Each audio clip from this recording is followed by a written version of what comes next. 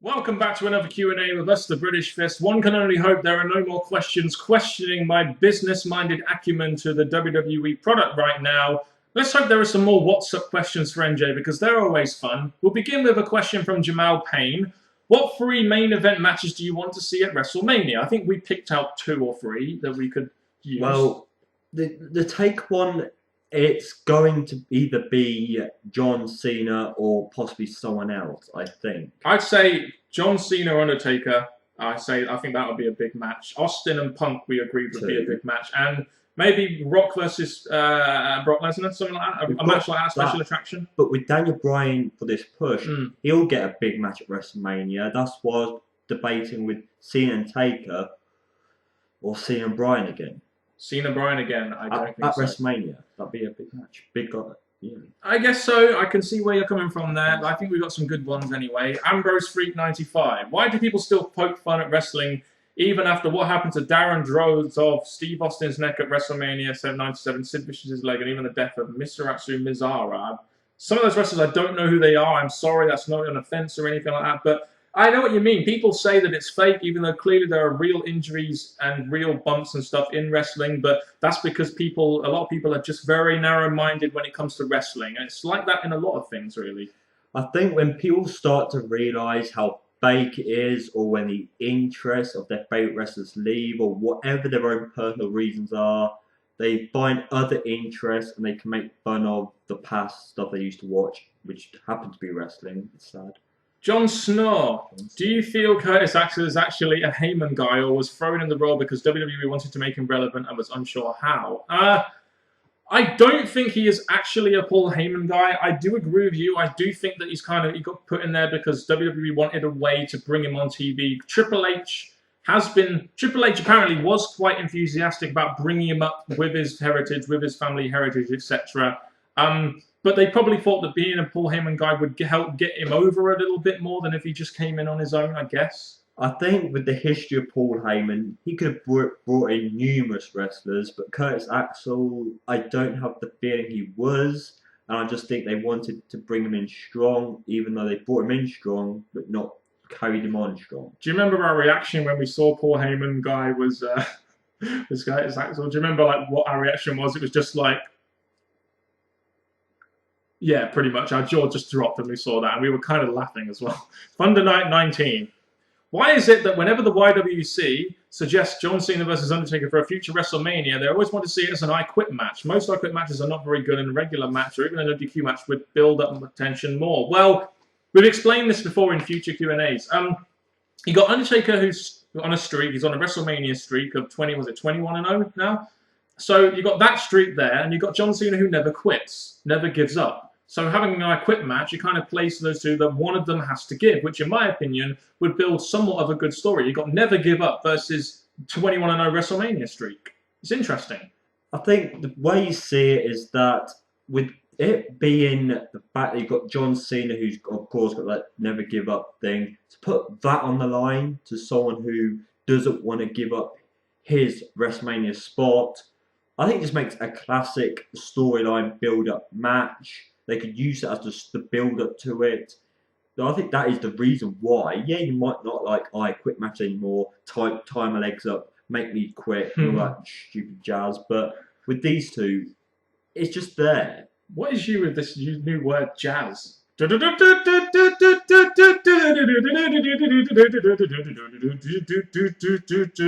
what the fuck is that. It looks like I'm jerking off my own hand or something. Intellectual Savior. We'll move on from that reference. At this point, who do you think is going to win the 2014 Royal Rumble? Probably Daniel Bryan. I think Daniel Bryan might have a good shot of winning it this year. This is my hope. It's never going to happen, but let me back up before I tell you who. The fact that if it weren't scripted, the Rumble and Money in the Bank winners would be random. You know, it's all about luck, having the chance to win. I think if it was all about the luck, the chance, Barrett could just run in there and eliminate the final wrestler because he got lucky. But the fact it's scripted, I think it would get given to someone that the WWE have more faith in. Oh, what the timing. I got back to the camera just in time as you finished. That's good stuff. Armstrong2307GA. In light of Sami Callihan being renamed Solomon Crow, by the WWE, which I personally think is a better name. Are there any other wrestlers whose WWE/TNA names have been better than their indie names? I mean, a lot of people, whenever an indie guy goes to WWE, they immediately hate his WWE name because it's just a typical two first name, second name, and they prefer the indie name, like El Generico. I mean, was him coming in as Sami Zayn actually a good thing or a bad thing? Who really knows? I mean, I don't mind it now. I mean, now I'm kind of used to it, but it happens a lot because a lot of indie fans just want them to stay as they are, when clearly they kind of maybe need to reinvent themselves slightly when they come to the WWE. El Generico, I think, out of respect, he should have carried that name across because it's who he is. But my personal, I'm kind of more okay with the name change is Daniel Bryan. Bryan Danielson, Daniel Bryan. Oh dear, they just changed it around a little bit, didn't they? Tom Cushney. What is next for Wade Barrett? Jobbing for the next year, maybe? Growing a beard? I had my slight wish, but I think with him, unless he's going to come the Royal Rumble surprise winner or a Paul Heyman guy out of nowhere like Curtis Axel, I think he's just going to have, pay-per-view round table talks. Maybe he'll be a commentator. Maybe he'll have another entrance music change. Yeah, there are so many things that we could expect for Wade Barrett going forward, except for actually getting a push or winning matches. Raw is free MB. Do you think Attitude Era fans have too high expectations when it comes to wrestling today? Yeah, who can blame them? I mean, the Attitude Era was brilliant. I mean, it just had so much of a buzz, even though maybe it wasn't that great and everything like that, like some people may say.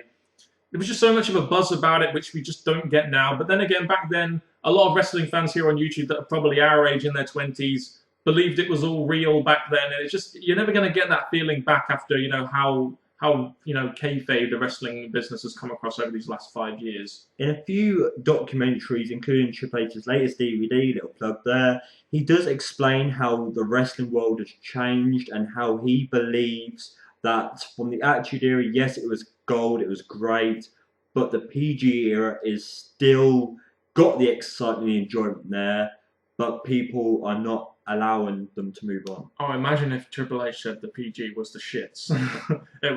It's like having the trot. And also, interesting on that DVD, apparently Triple H said that the original member of Elite Evolution was supposed to be Mark Jindrak. And they even did vignettes and stuff. So imagine if Mark Jindrak was... Just can't imagine it now, can we? American Alucard for NJ. Why doesn't he like Dick Bully Ryback? Well, we both don't like him, so we can both answer that question. Because the heel Ryback just sucked. I mean, ever since he feuded with Cena, he's just had no direction, and it sucks. Well, my disliking of him as well, has been from the very start. Skip Sheffield, okay, he was in a faction that I was interested in. Coming in as Ryback, I just thought, okay, I don't see this working. The way they brought him in, local wrestlers, go in direction, lose direction. To be honest, there's nothing there. Plus, the rumour of him being the next top guy with Cena, none of it screamed out, I have full faith in this guy. So that's all my reason for not liking this guy. Hey, you know what's funny as well? On last week's episode of SmackDown, 2 weeks ago from this Q&A, they actually had him defeat a jobber. A local wrestler in the middle of the ring. Surprise, surprise. Has Dean Ambrose's US title run become a letdown ever since he never defends it? He's US champion? Apparently so. I didn't know that. No. I just thought he was a bodyguard for Orton and Triple H. But yeah, I see the point here. I mean, the problem is they didn't have any real legit mid-card baby faces for him to have a feud with, and they kind of now put him in this thing with Triple H, and it's kind of hard to fit baby faces in there like Dolph Ziggler, who is in the doghouse right now. So it's become a little bit of a letdown, but at least being in this main event storyline, him as well as Reigns and Rollins have become a lot more relevant than they were about 3 or 4 months ago. I think them holding a championship gives them something else added onto their look, but it's not always about the look when it comes to wrestling. So I think now, like I was saying in the past Q&A, if it weren't for the Triple H, Orton, Daniel Bryan storyline, the Shield would just be there. So I think now they're doing something. I still think they should be with Triple H in that, but also defending their championships. But I think all I can say is thank Triple H for saving them. Will the Bellas ever wrestle a good match? Unless it's on Total Divas, no. The switch, the magic thing. I used to really enjoy it. I thought it was quite clever, but then it all changed. And as for putting on a good match, I can say about most divas. Sorry. Jamal Payne, who do you think will have the most successful career after retiring? This is a good one. CM Punk, Daniel Bryan, or John Cena? I'd probably say John Cena because he might actually have some acting ability and may be able to go into movies and stuff like that. Don't laugh at that. But I don't think CM Punk and Daniel Bryan are as more well-rounded like John Cena like that. So I'd say John Cena probably will have the better career after retiring, depending on what he goes into, really. So we've got a farmer in Daniel Bryan with the goats and stuff. We've got John Cena who could do the charity work, and CM Punk who could go off with the non-drinking, drug, straight edge things. They've all got great careers. Yes, indeed. Sharon's Pass. Do you think WWE will ever have a black wrestler be the top guy in the company after The Rock, or will there ever be a top black wrestler in wrestling? Period. Mark Henry was a good top heel in my opinion, but he was never going to be a franchise piece. And I look at the black talent in WWE. I see like Biggie Langston, who I feel could be some kind of star, even though he hasn't been on TV a lot recently. But I just don't think the talent is there, personally. I really don't. I looked at it and thought Mark Henry, the fact he was over as a heel, people were loving him as a heel. I think he could have became, maybe not up there with The Rock, but definitely classed as a top heel black guy main eventer. Lashley, as much as he weren't liked by many wrestlers, he could have had a chance. MVP, even though it was likable and he was in the main event scene, maybe world heavyweight, but they've had chances, but the WWE, as we've said in many past videos, don't seem to want to fulfill the push. I wonder why. Anyway, Johnny Castaway, how would you book a Cody Rhodes return since he was fired? I think the way WWE are doing it right now is perfect, personally. I think, to be honest, as much as I do like the way they're doing it, I'm liking the idea that Goldust is back. And we're talking about possible tagging. Yes, I want Cody Rhodes to go and have a good career push. But I look at him with Goldust, and you have a tag team there.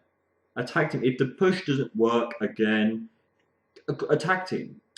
It should all be about, in my opinion, as much as I like the tag team idea, it should mainly be about Cody Rhodes as a future single star. So I like the way they're doing it. They're bringing in his family, who aren't going to be in WWE for that much longer, in my opinion. They're going to put all the focus on Cody Rhodes, which is exactly where it should be.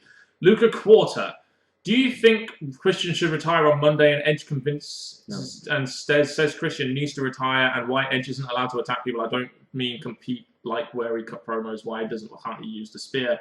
Well, Christian, I don't know really how to answer that question, to be honest with you. My quick way is Christian retiring. I think the fact he's still a name in the company, he's done a lot. You can name big matches that he's been in. I think him being around and him doing the job in the mid-card, I think the best place, he should not be fired for whatever reason you want to put out to us.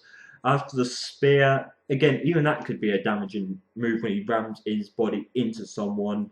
Even though we all would like to see the spear. The real spear, not the fake Christian spear. Anyway. Deco5757, who are your top 5 favourite jobbers of all time? Oh, God. I've got a favourite of mine, and he's in NXT right now. His name is Enzo Amore. He is a fucking entertaining jobber at that. Okay, we've got Carly, we've got the Bromance. Mean Street Posse were fucking good jobbers, weren't they? Remember those guys? 3MB. 3MB, yeah, they're kind of... I wouldn't say they're my 5 favourite jobbers, but, what other jobbers can we really talk about here? I would say Bromance. They every week, this week, they lost twice in one match.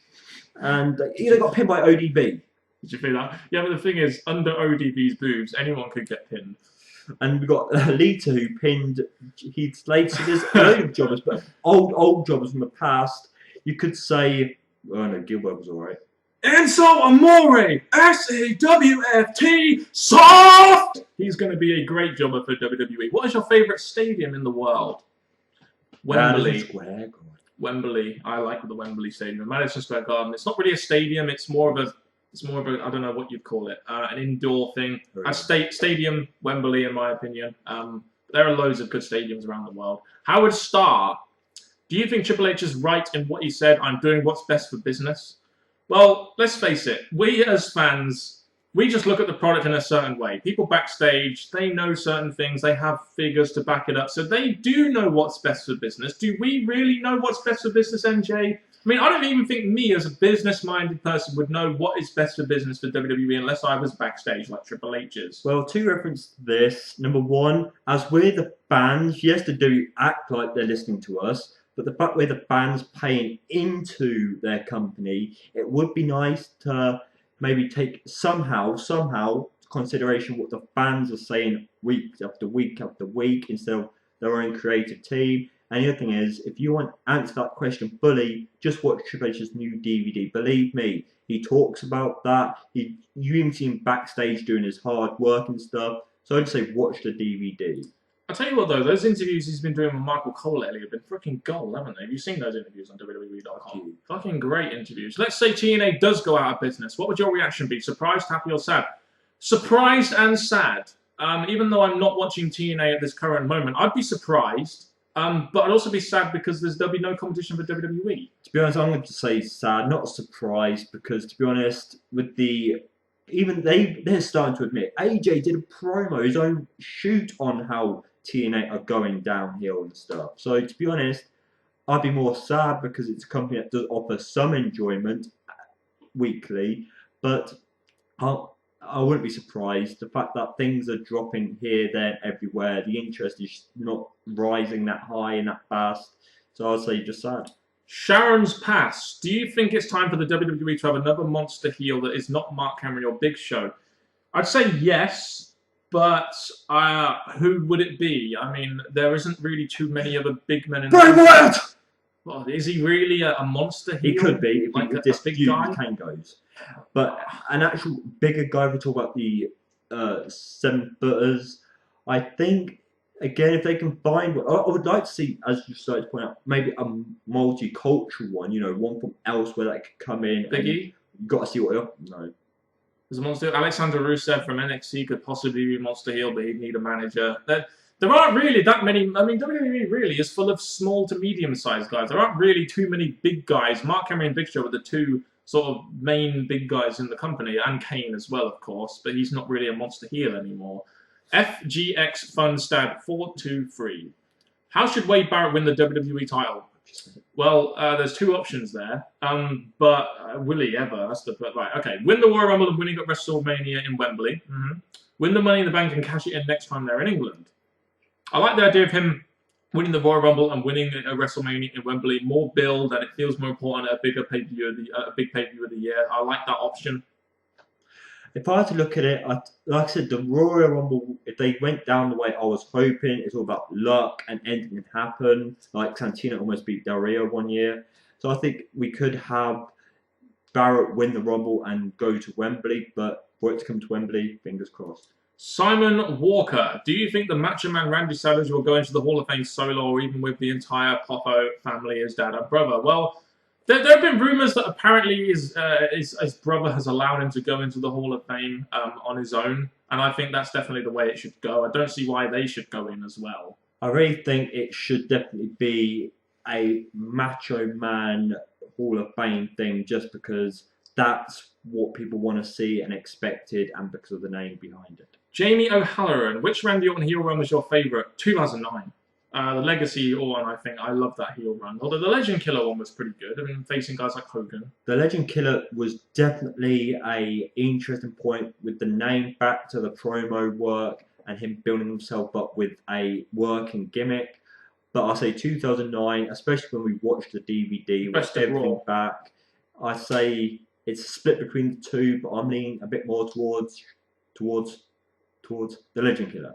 I'd say the 2009 version where he was DDTing Stephanie McMahon, the sadistic Orton where he had no hair and it was full of tattoos. And I felt that was a good heel run, even though he had a team backing him up in Legacy, and he didn't have that with the Legend Killer gimmick. He was more on his own, essentially. That's been another Q&A, actually, with us, the British Fist. Expect another Q&A with more riveting questions and entertainment next week, and hopefully not MJ holding on to his man boobs, even though he doesn't actually have any. Flair chop. Thank you very much for watching, people. This Q&A has been very entertaining, so please keep more coming. The more, the better, because we want to keep going on and on and on. Thank you very much, people. For Mr. Parkin and me, NJ, please keep smiling, keep the questions coming, and as always, goodbye.